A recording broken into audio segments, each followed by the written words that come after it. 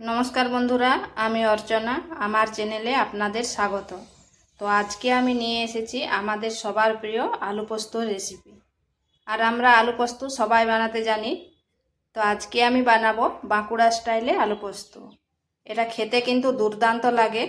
বাড়িতে অবশ্যই একবার এইভাবে করে দেখবেন। আর এই আলু পোস্তর সাথে গরম ভাত, আলু পোস্ত আর যদি বিউলির ডাল থাকে তাহলে তো একেবারে জমে যাবে।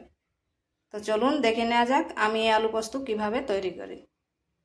আলুগুলোকে এইভাবে কেটে নিয়েছি, ডুমো ডুমো করেছি কিন্তু একটু পাতলা আছে।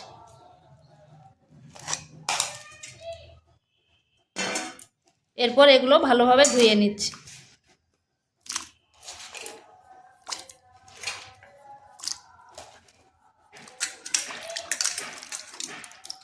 আলুটাকে ভালো করে ধুয়ে নিতে হবে।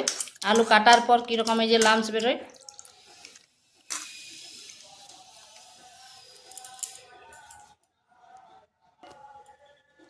এখানে কড়াই বসিয়েছি, তাতে দিয়েছি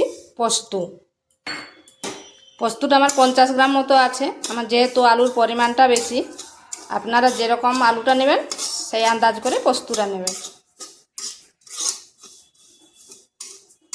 হালকা একটু 2 থেকে 3 মিনিট নেড়ে নিচ্ছি, তাতে আলু পোস্তর যে গন্ধটা হয় সেটা দারুণ হয়।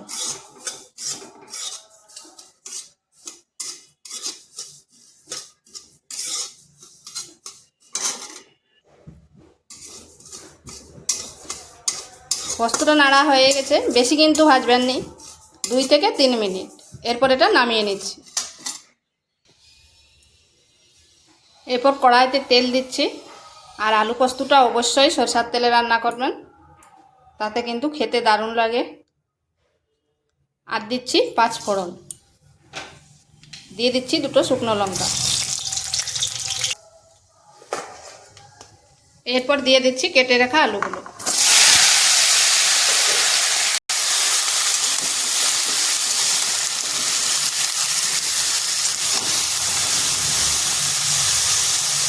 দিচ্ছি পরিমাণ মতো লবণ।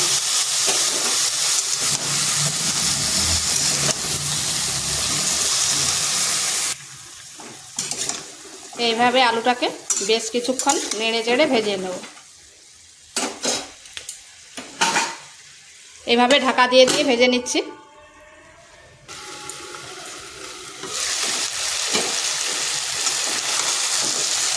এইভাবে ঢাকা খুলে খুলে নেড়ে নিতে হবে, না হয় নিচে লেগে যাবে।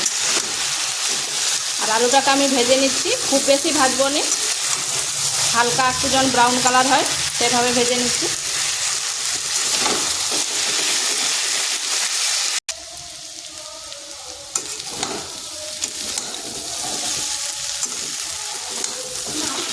আলুটা ভাজা হয়ে গেছে। এরপর এখানে দিয়ে দিচ্ছি 2 বাটি জল। একটা আন্দাজ করে দিবেন যাতে আলুটা সেদ্ধ হয় সেইভাবে।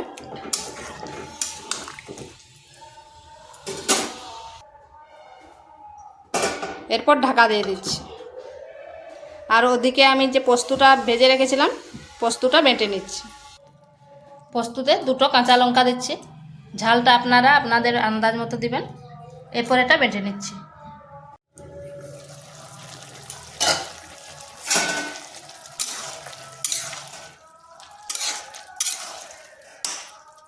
দেখুন আলুগুলোও সেদ্ধ হয়ে গেছে। এরপর দিয়ে দেবো পোস্তটা।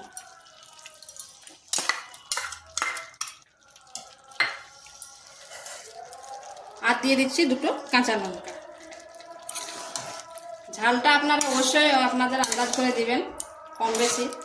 আলু পোস্ত তো একটু ঝাল ঝাল হলে খেতে ভালো লাগে।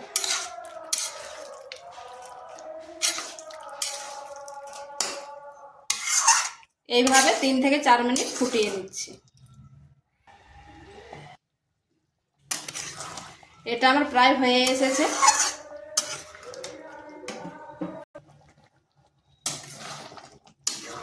এটা একটু এরকম ঝোলঝোলেই রাখবো, ঠান্ডা হয়ে গেলে কিন্তু এটা টেনে নেবে। আর এখানে চাইলে আপনারা একটু সামান্য হলুদ দিতে পারেন, কিন্তু মা ঠাকুমাকে দেখে এসেছি আলু পোস্ততে হলুদ দেয়নি, ওই জন্য আমি আর হলুদ ব্যবহার করিনি। দিলেও কিন্তু খুব কম দেবেন। এরপর সবশেষে দিয়ে দিচ্ছি 1 চামচ সরষের তেল। এটাই কিন্তু এর টেস্টটা আর দ্বিগুণ বেড়ে যায়। এরপর গ্যাসটা বন্ধ করে দিচ্ছি।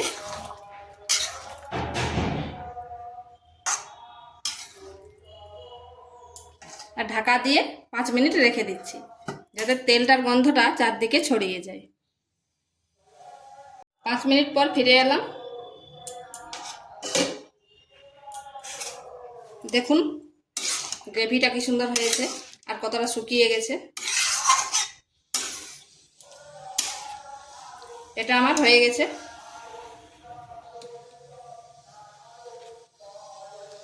এইভাবে আলু পোস্তর সাথে সঙ্গে থাকে যদি বিউলির ডাল, আর কি চাই, একেবারে জমে যাবে।